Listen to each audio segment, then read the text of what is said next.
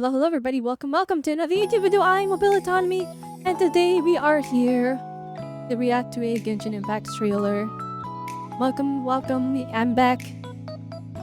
I'm only kinda back, and I'm still recovering, but this is a major Genshin trailer, so I definitely have to react to this one. Alright, this is for Columbina. It is the character trailer.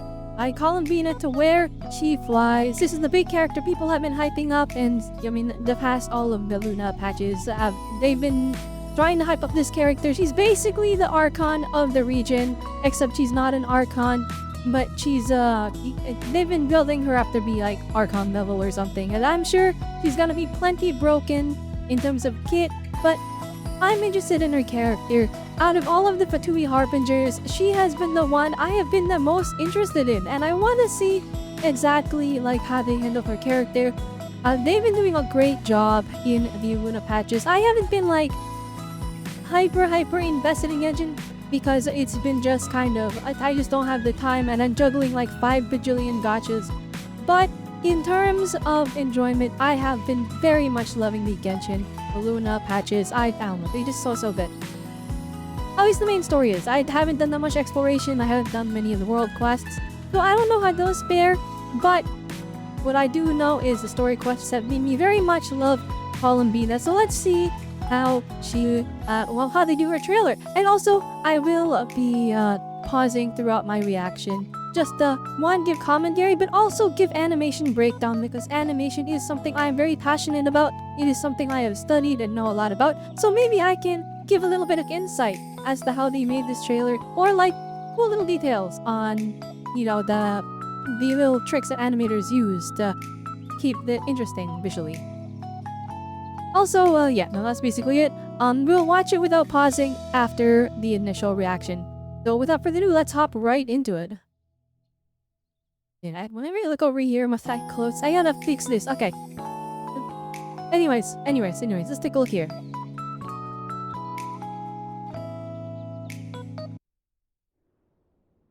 What? Actually, wait, full screen.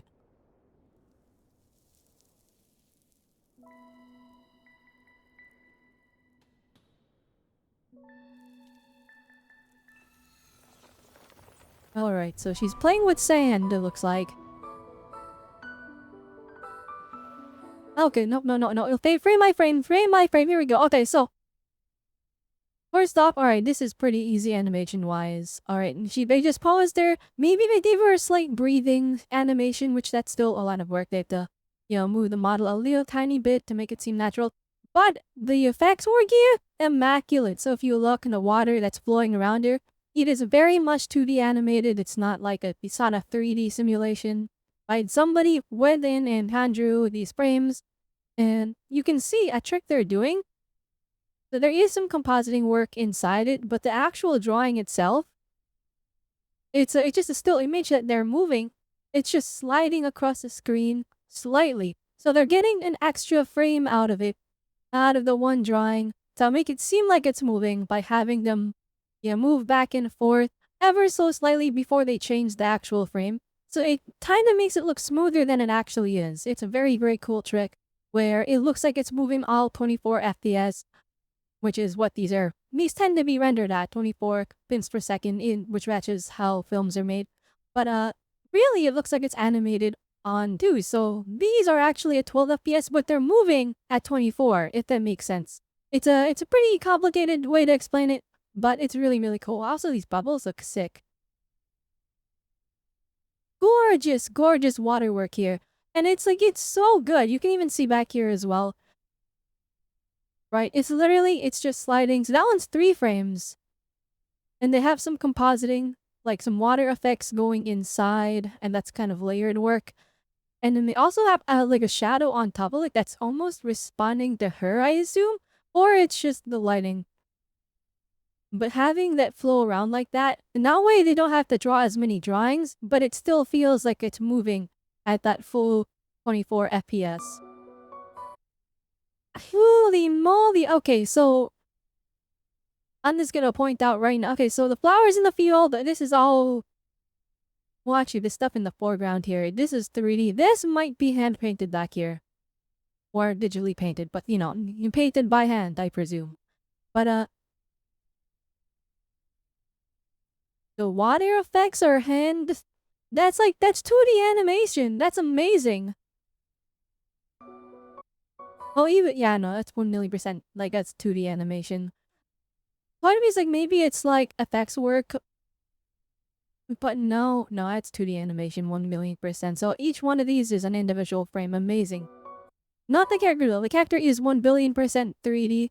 She is sandwiched between 2 layers of 2D, or maybe even more layers, because you know there's a lot even doing compositing.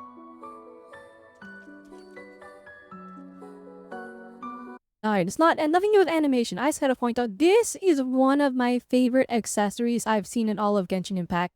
The triple wings that's actually a bow.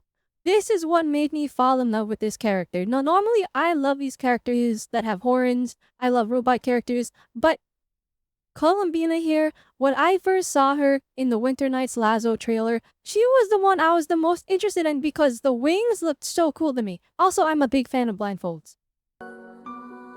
Like, blindfold is such, like, when it comes to anime style games, the blindfold is such a bold design choice. And the reason it's so bold is because, I'm sure you all noticed, right? Anybody that's a fan of anime, you notice they put extra emphasis on the eyes. Those always have more detail. They're always very good looking. And the reason they make the eyes so big and so, you know, detailed, it's because that is how anime and manga tend to express character emotions. A lot of it is in the eyes. And then if you look at more Western drawings, you'll see a lot of the expression is more in the mouth. And that's why you see anime has these really simple, like it's a line for a mouth. And then you look at comics and cartoons and their mouths are so detailed. And it's because that's kind of a difference in culture. But for anime style game, to put a blindfold on their character, cover up the eyes, that is such a bold decision because you're covering up a lot of their potential expression. And you can actually kind of see that and it actually adds to the character. But in the Luna storyline so far, in the Nodcry storyline, we see Columbina, and she's a character that's very kind of ditzy. She doesn't express herself too much. She's not emotionless, of course, but she seems aloof. And part of what makes that so as a character, part of that what makes that so believable is the blindfold. And because we have less to work with in the way of reading. Oh my goodness, we're getting a Genshin ad pop up on the flippy. That's crazy. Anyways. Like, this looks so sick. I love the blindfold. It's gorgeous. And even, like, you can still see through it and it is transparent. But, like, your eyes are closed most of the time. I'm assuming she'll open them at one point. Maybe? I don't know. But, you can still see her eyebrows through there, and that is another key point in showing expressions. So that's how they've been, you know, really, really getting the expressions to show through. But she has bangs and a blindfold, so they're very covered up. She's a character that's been very hard to read, essentially. And it adds to her character, because that's kind of what her character is supposed to be. We don't fully understand her, and a lot of the characters in the world have trouble understanding her. Also, alright, these pigeons in the foreground, they animated one flat and then it turned into a PNG and it just slid it across the screen. That's so funny. Okay, alright, okay. Well, maybe just that one. The rest of them were actually... No, they are still... That one's literally a PNG sliding across the screen. But because it happened so quickly... Right? Because it happened so quickly, you don't even notice. Amazing. Right? These are the shortcuts that animators and editors and directors, they use these like, you still believe everything that's fully animated and moving, but they're using all these little tricks to, you know, make it seem smoother and make it feel alive. It's so good.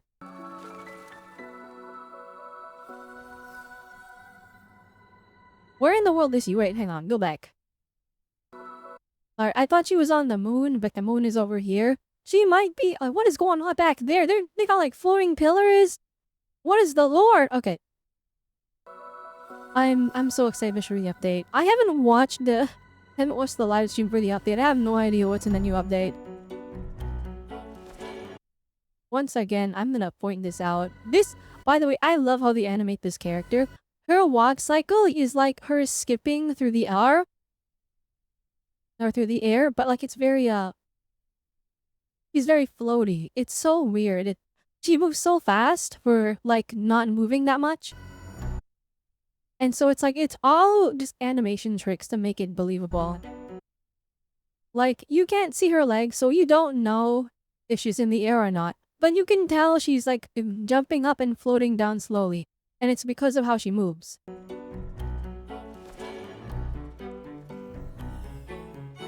Oh, wait, this is gonna be a dance sequence. I'm sorry, by the way. We are 10 minutes into the reaction, and I'm only 49 seconds into the video. Who are these guys? I'm sure they're representative of something. They're like metaphorical for something, but I have no idea what the heck these people are. They could be like they have horns. It could be the I don't know. I fully have no idea. Who are you people?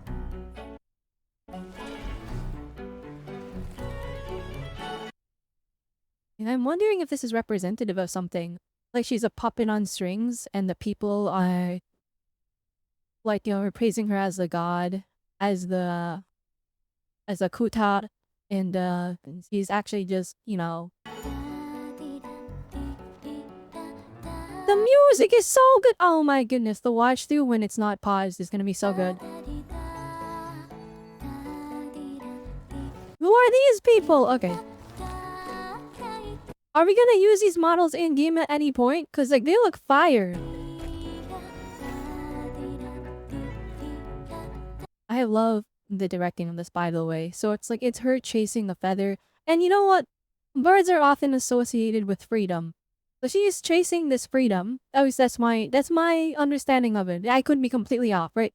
But it looks like she's chasing this freedom because she feels trapped. And if you play the story, you know that she was put into this position against her will. And so people look up to her. Everything, they always go to her for miracles. They go to her for all this and that. And everything is transactional to her. And she feels trapped because of it. She's not free. She is placed into, you know, being the Kutai, the Moon Maiden.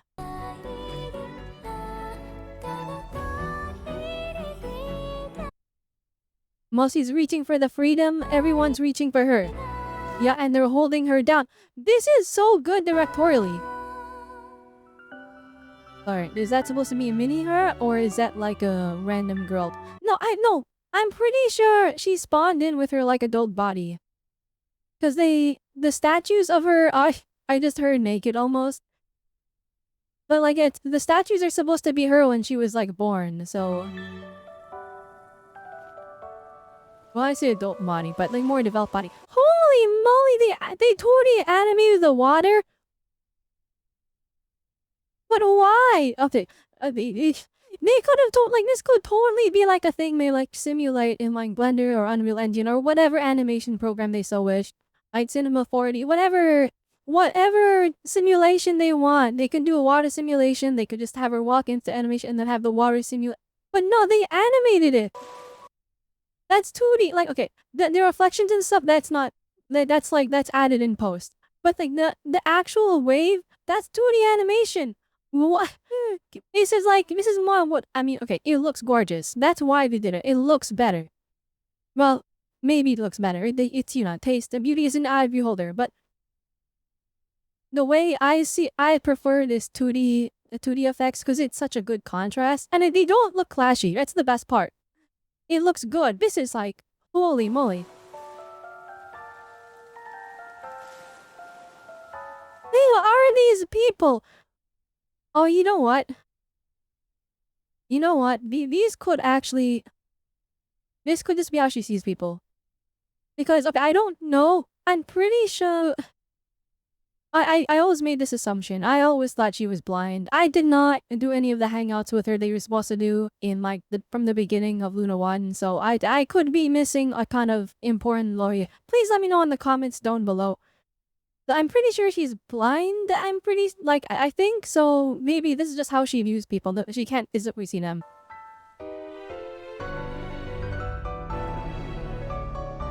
What is going on? What is who? This is the Wild Hunt, I guess. Oh dang, this is okay. You can see her movements are a lot faster. It's a lot more combative, and these guys are, you know, they're very much like a Wild Hunt. They very much resemble Revere. They are definitely kind of representing some form of conflict. So you can see she's moving faster. Her movements are they're a lot more sharp, less graceful. But she's still spinning to try and keep the momentum of it to kind of maintain some of that grace. But she's being jumped back and forth. That's really cool how they're representing this through dance. Like, dance is such an important form of expression, and I feel like a lot of people don't take it as seriously as they could because, it's just dancing, right? But dancing is a form of storytelling. I mean, that's why they use it so often in plays and stuff, in musicals. Yeah, most definitely this is like more combative. You can see they're jumping at her and so she's dodging, but they're still keeping it graceful like a dance. That's so cool. Alright, this is the Traveler. That's 1,000,000% the Traveler. The double cape thing, the scarf looking cape thing. I mean, she gets saved by this one character. I really like that they chose to, well, okay, again, this is my interpretation. I could be wrong. Please correct me in the comments if I'm wrong. But I'm pretty sure these are representative of like the people she's met, and you can't visually see them, so they're just kind of, they're weird nobodies from Kingdom Hearts. That's 1,000,000% Traveler. There's no way that's not. Wait, one of them is gonna be Revere. That's Revere right there. Look how half the face is covered. That is Revere. Okay.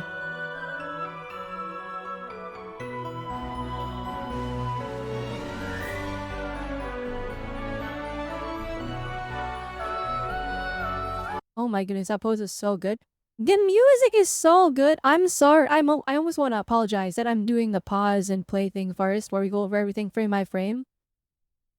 Because the music is so good that even when I'm pausing and going over everything frame by frame, it's like, and the music is catching my ears. But also, this pose is so good. Like, her silhouette is fantastic, and the wings look sick. I wonder what the wings represent. Again, I haven't seen any of the update yet. I didn't watch the special program this time around, because last time I didn't watch the special program, and when I did the story, I had no expectations, and it blew my mind away. So, I kind of wanted to do that again for Luna. For the Luna patches, because this story, when you don't know what's gonna happen, it's so much better. Oh, that's Revere died. Holy, but I killed Revere. Oh no, he's dead. Okay, no, that wasn't Revere. That was just all the bad guys. He's cooking them all, I guess. Oh my goodness, the way they're portraying her, she is 1,000,000% a must-go. Her eyes are gorgeous! Oh my goodness. And notice, there is still strings all over, right? She's still kind of a puppet on strings, I think, is what they're saying. But here we see the bird she's been chasing is finally approaching her. So this is kind of the climax of her storyline here. She's obtaining that freedom. Or maybe not. Maybe we're stuck in an illusion and she's actually still a puppet. Oh, and the bird is fake. It's a hologram. Oh my goodness. Okay, this is actually shockingly tragic. Look, she's tied up by the strings and the birds are still puppeteering her.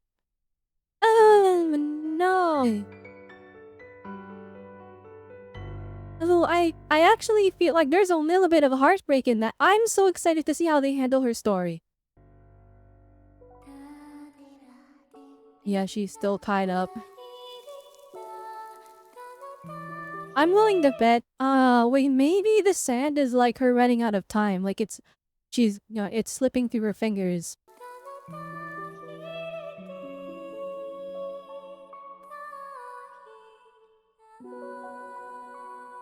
Okay. Dang, the visuals are so good, guys! Oh my goodness.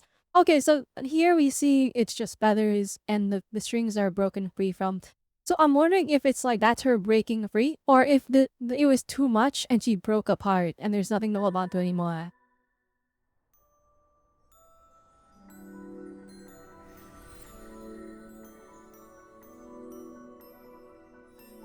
She's a must pull, guys. This looks like her Jip marketing art, I'm pretty sure. Was it just that good that they had to flex it at the end here? They're like, look at this, we 2D animated it. It's that good. Holy moly, is there more? Okay, let's watch it through one more time. This was amazing. This was so good. There wasn't too much frame by frame to go over, in my opinion, this time because, well, I didn't want to extend this one too much. And then I extended it to 20 minutes, so I already overkilled it, but I love the storytelling in this one. Especially because it's so subtle the way they're doing it. Like, of course, I looked over it frame by frame and I'm like hyper-analyzing everything. And by all means, my interpretation could be completely wrong, right? But I feel like I was able to extrapolate so much of her character and her story from just this video, and it doesn't feel like it spoiled me on anything. Because they almost left it open-ended at the end there. I love that. This is so surprising because this is our Archon equivalent. At least I assume so. Our Archon equivalent on the patch. Or not of the patch, of the version. And like, this is clearly like a higher budget because there's a lot of NPC like background characters they're animating. Like, that's a lot of work. But this wasn't like crazy flashy like a lot of our previous Archon trailers, which I would assume they would put this on the same level. Like, she's not an Archon yet? Question mark? She might, I don't know. I don't know how they're gonna handle her character. She doesn't have to be an Archon, of course, but I mean, there's not even an element for her to be an Archon though, and she's Hydro already, so I don't know. But it's very interesting that like, they didn't go for a super flashy trailer. They didn't go for something crazy to show off how cool she is. It's a humble dance. It's gorgeous. The piano is so good! And like the interpretive dance, I'm in love with this. Like, you can see her struggles. And the choir? Like, that build up, it's like, oh my goodness, things are going wrong. And then this, this person comes in and saves her. But here's the thing, like, the person that comes in and saves her, they don't, like, stick around for the rest of the trailer. And again, I'm assuming they represent Traveler. She's the one guiding this portion. And then they split up, and then at this point, she's on her own and she's doing everything herself. Well, kind of. You miss this little romantic moment here. And I like to say that that's the Traveler, but it could be something else, but it's the Traveler. And then look, her song, like, her singing comes in at the end here. This is her, this is her pushing herself. This is her... Essentially, it's her last song.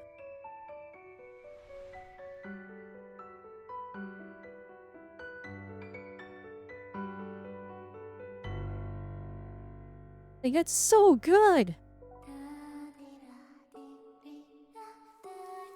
I love how they handle this character. Well, I mean, the patch comes out, it's already out. I'm gonna go pull her. They did a fantastic job. I think it's brilliant. Like, the music, the storytelling, the directing, the bold choice of how they like melded 2D animation, but so subtly. And having like these are new models, these dancers in the background, they're brand new. This was a really good challenge for me. Like, I don't typically give things, like a score. I don't like the number squad things because, it's hard to keep those consistent. But at the very least, I think this is one of the better Genshin trailers.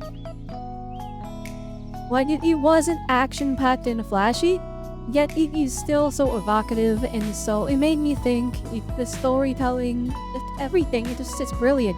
I am such a big fan of this one. And it's not just me, like, glazing for no reason. Like, when you understand that these trailers, right, they're not just there to sell you on the character. Well, they are just there to sell you on the character. But to do that, where they have these directors, these creatives, they do everything so intentional. You're trying to bring out the appeal and the beauty, and, they want to make you want this character. And to do that, they have to do everything they can. And so, some games will rely on fan service, some will rely on, tragedy, or to make you feel emotions. right? But this one, it's a musical, it's a play, it's opera. It's very much, like this is them singing their heart out, essentially, well, metaphorically, right? This is them presenting this character in her most pure and raw form. I don't know. This is a really good gacha trailer. Like, I imagine some people will look at this and might be like, oh, she's just dancing, which whatever. But like for me, as someone that, like, I don't just appreciate animation. I love the little things they do in directing. Like, for example, if I go over here real quick, right? We see our eyes are looking over here, right? Guiding of the eyes, right? The second you like start paying attention to how, you know, like in these trailers, in movies, in anime, in manga, in everything, right? Like from a page, well, the second you realize that like these artists are manipulating where your eyes go, where you are looking with your eyeballs. The second you realize that and you see just how intentional it is, from shot to shot, you realize, oh my goodness, like they went over everything like frame by frame. They were so on point though. So we're looking down here at our head because that's the main thing moving, right? And she reaches out. So we move our eyes over here and we're looking here. Now it's the lights and it guides her eyes back to her hand. Almost as if we're going to meet her hand, like we're reaching out to grab her. Like that's on purpose. That's directing. And then even on top of that, right? So we're moving from the right side of the screen to the left, right? And well, that's where the subject is, right? So we move our eyes from here to here. And we look at the next shot. Now our eyes are down here. But right next to where we're looking, her feet are over here. So it's easy to move our eyes to this spot, right? There's a direction of moving our eyes in the circle. So we've been covering this part of the screen.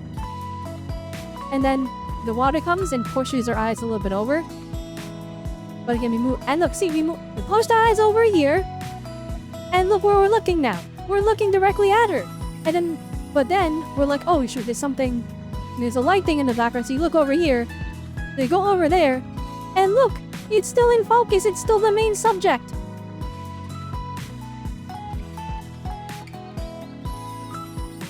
Right, they're guiding our eyes. And then look, we're looking over here, and so they pan the camera out, and we'll all these move our eyes down here. Look, see, it's like wherever your eyes are looking, they guide your eyes. And that's why, that's the difference between, like, when you see people that are professionals that are working and making these trailers or anime or manga, and then you see people that aren't, like, as used to this level of intent, you really notice just, like, how much they're guiding the eyes, how much they're guiding everything, right? And it's all for, like, the viewer's pleasure, or not even just pleasure, but, like, it's, you know, to draw you into their story. Anyway, I wanted to, it was like flawless in this trailer the entire time. I was like, everywhere you look, right? Like we're looking at this guy over here, and then it's just like, it's so easy to move your eyes to the next spot. Like, again, it's so great because it's a screen, so it's pretty, like, you know, you can look everywhere in like a millisecond. But just like understanding, like, they have this kind of guiding line that, like, you know, helps you visually process everything you're looking at as fast as possible. Fantastic work. And brilliant. It's so good. Like, you see it now, right? Now that I pointed it out. Alright, I just wanted to make you guys think a little bit.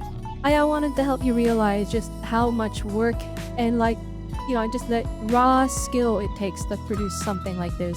Where they really do. Yeah, everything is with intent. Everything is so carefully handcrafted. Gosh dang, I'm impressed. I was gonna try to make this a little bit shorter than my normal reactions. Like, I was really trying to make this shorter. I wanted it to be like a 20-minute long video, but it was too good, guys. And like, it's set me off on this tangent talking about, like, you know, just the brilliance of the people that were, like, again, the people that work on Genshin. Like, that game has flaws like every other game. But when it comes to these trailers, like, they have some top tier, you know, artists working on this stuff. And I think it's fantastic. Anyways, I think that's it. That's all. I hope you all enjoyed the video. Alright, I would love to know, are you going to be pulling for Columbina? What did you think of this character trailer? Was it as amazing as I'm making it out to be? Let me know down below in the comments. And if you enjoyed the reaction, please hit that like button. And if you're somehow not subscribed and you watched this far, then be sure to smash that subscribe button, bell notification so you know when I upload more content. Alright, I cover all kinds of gacha games, not just Genshin on this channel. I cover Zone Zero. I even Wuthering Waves.